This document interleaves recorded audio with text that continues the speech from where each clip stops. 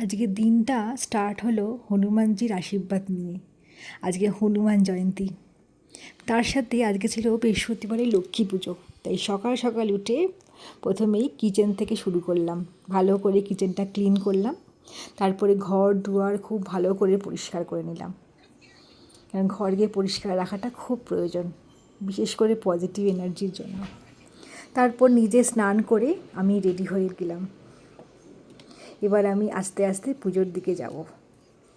অনেক ব্যস্ততার মধ্যে দিয়ে সারাটা দিন কাটে, তাও মনে হয় কিছু কিছু জিনিস তোমাদের সাথে শেয়ার করি। ইউটিউবে এসে একটা ভালোবাসা তৈরি হয়ে গেছে, তাই মনে হয় যে না, কিছু কিছু জিনিস আমি সবার সাথে ভাগ করে নিই। খুব তাড়াতাড়ি আমি আমার মোহিনী গার্মেন্টসের ওপেন করছি। অনেক সুন্দর সুন্দর ইউনিক কালেকশান ওখানে আসবে। তোমরা প্লিজ একটু পেজটা জয়েন করে নিও। যে যেখান থেকেই আমার ভিডিওটা দেখছো, একবার পেজটা জয়েন করে নিও।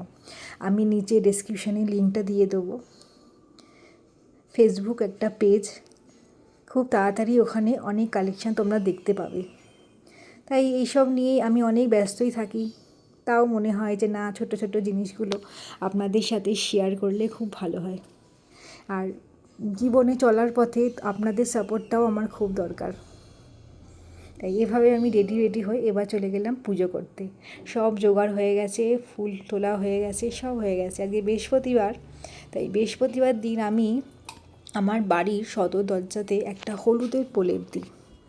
ওর মধ্যে হলুদ থাকে, গঙ্গা জল থাকে, গোবর থাকে, গোচনা থাকে, সব মিলিয়ে একসাথে মিলিয়ে আমি এই পেস্টটা বাড়ির সামনে দিই। এটাতে বলা হয় বাড়ির খুব পজিটিভ একটা এনার্জি তৈরি হয়।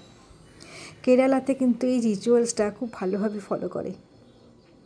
তারপরে সদর দরজার সামনে আমি একটা ধূপকাঠি দিয়ে দিই, কারণ আমার মনে হয় যখন আমি লক্ষ্মী পুজো করব, ওই সদর দরজা দিয়ে লক্ষ্মী আমার বাড়িতে প্রবেশ করবে। তাই আগে সদর দরজাটা আমি ভালো করে সাজিয়ে নিই। তারপরে বাড়ির প্রত্যেকটা জায়গাতেই আমি ধূপকাঠি দিয়ে দিই। ধূপকাঠি যেটা হলো ধুনো ধূপ, একটা গন্ধই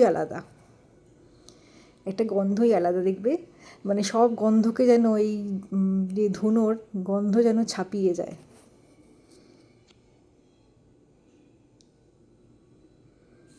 তারপরে আস্তে আস্তে আমি এটা নিয়ে গেলাম যেই ঘরে আমার জগন্নাথ বলরাম আছে, আমি তাদের কাছে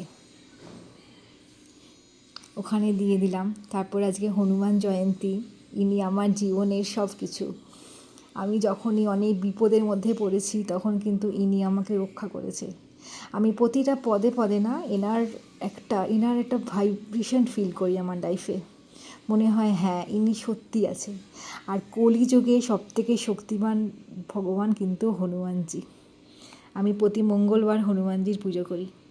আর আজকে তো তার জন্মদিন, আজকে তো তার জন্য আমাকে বিশেষ আয়োজন করতেই হবে।